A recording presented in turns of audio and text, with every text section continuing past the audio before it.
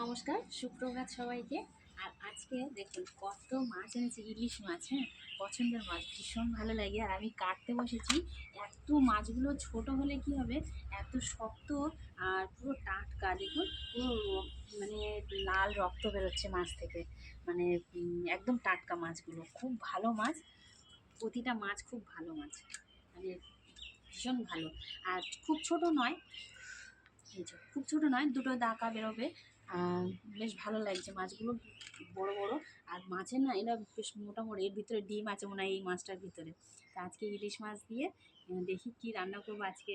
আমার ছেলে মেয়ে তো একটু মানে মাছের তেলটা খেতে ভালোবাসে। আর আমরাও মাছ ভাজার মাছের তেল।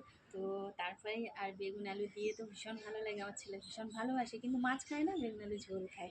তো এখন মাছটা কেটে নিই, তারপরে রান্নায় চলে যাব। মাছ কাটতে আমি ভালো পারি না, কিন্তু তবুও না, ইলিশ মাছগুলো বাড়ি কেটে নিলে ভালো হয়। তো আগে মাছটা কেটে নিই।